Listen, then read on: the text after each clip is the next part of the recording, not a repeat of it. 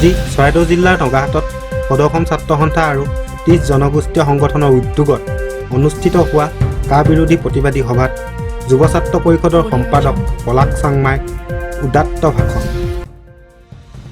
সন্মুখীন হয়ও মানুহে গাঁঠিৰ ধন ভাঙি এনেধৰণে সভাবিলাকলৈ, প্ৰতিবাদী ৰেলীবিলাকলৈ, প্ৰতিবাদী সমাৱেশবিলাকলৈ মানুহ কিয় ওলাই আহিছে?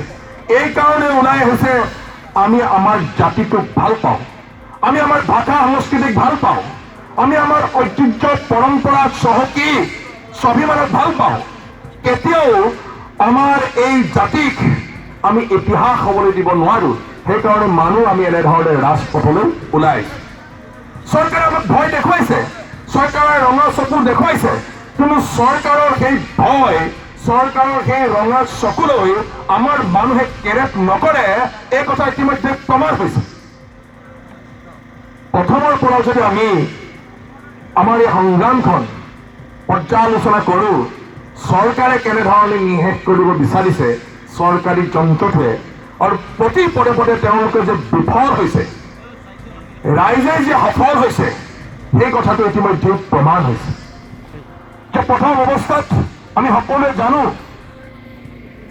বিজেপি দলৰ ৰাজ্যিক সভাপতি ৰঞ্জিত দাস তেখেতে বক্তব্য দিছিল। তেখেতে কৈছিল যে এই সংগ্ৰামখনৰ লগত বিশেষ এক শ্ৰেণী ধৰ্মৰ মানুহ জড়িত হৈ আছে। যি ধৰ্মৰ মানুহ পাচলি ব্যৱসায়ৰ লগত জড়িত, যি ধৰ্মৰ মানুহ কণী বেপাৰৰ লগত জড়িত, যি ধৰ্মৰ মানুহ মাছ মাংস বেপাৰৰ লগত জড়িত, তেনে এক ধৰ্মীয় তেওঁলোকে উন্মাদবাদী এই সংগ্ৰামখন নিষেধ কৰিব বিচাৰিছিল, এক সাম্প্ৰদায়িক ৰূপ দিব বিচাৰিছিল। আৰু ৰাইজে সঠিকভাৱে উত্তৰ দিলে যে দেশৰ প্ৰধানমন্ত্ৰীগৰাকী যদি চাহ বেপাৰীয়ে হ'ব পাৰে, তেনেহ'লে মাছ মাংস কণী বেপাৰ কৰা মানুহৰ কিয় জাতি প্ৰেম থাকিব নোৱাৰিব, সেই কথা মানুহে স্পষ্ট কৰি দিলে। অৰ্থাৎ এই যে যি ধৰ্মীয় মেৰুকৰণ, সাম্প্ৰদায়িক ৰূপ দিবলৈ চেষ্টা কৰিছিল, প্ৰথম অৱস্থাত তাতেই তেওঁলোক বিফল হ'ল। তাৰপৰা দেখিছে যে সমগ্ৰ অসমৰ যিমানবিলাক সামাজিক মাধ্যমৰ লগত জড়িত থকা তেওঁলোকৰ পেচাদাৰী সদস্য আছে, এই সদস্যসকলক গুৱাহাটীলৈ মাতি নি সামাজিক মাধ্যমৰ জৰিয়তে, অৰ্থাৎ ফেচবুক, টুইটাৰ, হোৱাটছআপ, ইনষ্টাগ্ৰাম, এইবিলাকৰ জৰিয়তে এই সংগ্ৰামখন বিপথে পৰিচালিত কৰিব বিচাৰিছিল। আমাৰ কোনো জাতীয় জনগোষ্ঠীয় সংগঠনৰ, অসমক ভাল পোৱা কোনো এটা অনুষ্ঠান প্ৰতিষ্ঠানৰ তেনেধৰণে পইচা দিয়া পেচাধাৰী সামাজিক মাধ্যমৰ লগত জড়িত থকা কোষ নাই, সংগঠন নাই।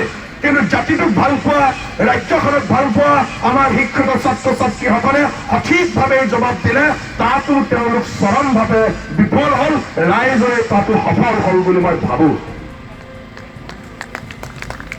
তাৰপিছত আপোনালোকে দেখিছে যে ঠায়ে ঠায়ে শান্তিৰ সমদল বাহিৰ কৰা হ'ল।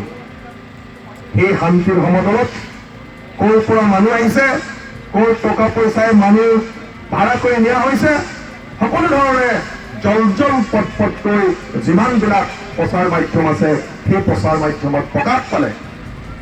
আৰু তেওঁলোকৰ যি শান্তিৰ বাৰ্তা, সেই শান্তিৰ বাৰ্তাত যে অসমৰ মানুহ আশ্বস্ত নহয়, সেই কথাটো মানুহে কৈ দিলে যে আপোনালোকে আমাৰ ল'ৰাক হত্যা কৰিব, আমাৰ পুৰুষ মহিলাক নিৰ্যাতন কৰিব, আপোনালোকে মহিলা ছাত্ৰীক আপোনালোকে পুলিচ লগাই অত্যাচাৰ কৰিব, হাত ভৰি ভাঙি দিব।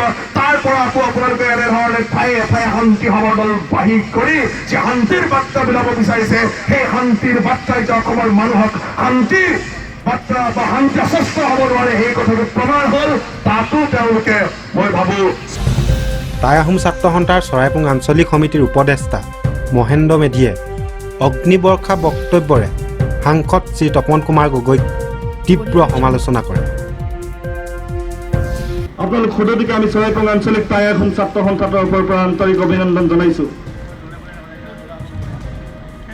যি কেন্দ্ৰীয় চৰকাৰে এই নাগৰিকত্ব সংশোধনী আইনৰ জৰিয়তে এই বাংলাদেশীখিনিক, এই বিদেশীখিনিক অসমত সংস্থাপন কৰিব বিচাৰিছে, এই কাৰ্যক আমি তীব্ৰভাৱে গৰিহণা দিছোঁ। আৰু এই কাৰ্যক আমি এই মঞ্চৰ পৰাই প্ৰতিবাদ জনাইছোঁ যে অসমখনক অসমখনত মাত্ৰ কেন্দ্ৰীয় চৰকাৰে এটা ডাষ্টবিন ব্যৱহাৰ কৰিছে, এটা ডাষ্টবিন বুলি ভাবি লৈছে। অসমখন কিন্তু কেতিয়াও বিদেশীৰ চৰণীয় পথাৰ নহয়, সেই কথা স্পষ্ট। আজি তই পাহৰি গৈছ। কিয় পাহৰিছ? মাত্ৰ গাড়ীখনৰ লালসত, গাড়ীখনৰ স্বাৰ্থত তই চব কথা পাহৰি গলি। তোক ৰাইজে ৰজা কিয় পাতিছিল? শিলদল ভাঙি এই সোণাৰী সমষ্টিৰ ৰাইজে কিয় ৰজা পাতিছিল জাননে? কাৰণ তই 10 বছৰ দিন এটা জাতীয় সংগঠনৰ নেতৃত্বত আছিলি। 10 বছৰ দিন জাতীয় সংগঠনৰ নেতৃত্বত থাকি ৰাইজে ভাবিছিল তোৰ ওপৰত আস্থা ৰাখিছিল, বিশ্বাস ৰাখিছিল। কিয় ৰাখিছিল বিশ্বাস? কাৰণ তই কিবা এটা কৰিবি বুলি ৰাইজে ভাবিছিল। কিন্তু তই কিন্তু ৰাইজৰ দুখ নবুজিলি। এই ৰাইজে তোক ৰজা পাতিলে, কিন্তু এই মানুহখিনিক তই যি আৰক্ষীৰ নিৰ্মম প্ৰহাৰ কৰিলি তাৰ উত্তৰ কিন্তু তই পাবি আৰু পাব লাগিব। আটাইতকৈ ডাঙৰ কথা, এই বিজেপি চৰকাৰখন এখন মিথ্যাচাৰ যে চৰকাৰ, সেই কথা আজি তাৰিখত প্ৰমাণ হৈছে। 2014 চনত তেওঁলোকে শাসনৰ গাদীলৈ আহোঁতে তেওঁলোকৰ মিছন আৰু ভিছন কি আছিল? তেওঁলোকৰ মিছন আৰু ভিছন আছিল যে নদীবান্ধ বন্ধ হ'ব, 6 জনগোষ্ঠীক জনজাতিকৰণ কৰিব, অসম চুক্তিক আখৰে আখৰে ৰূপায়ণ কৰিব, অসম চুক্তিৰ 6 নং দফাক কাৰ্যকৰণ কৰা হ'ব।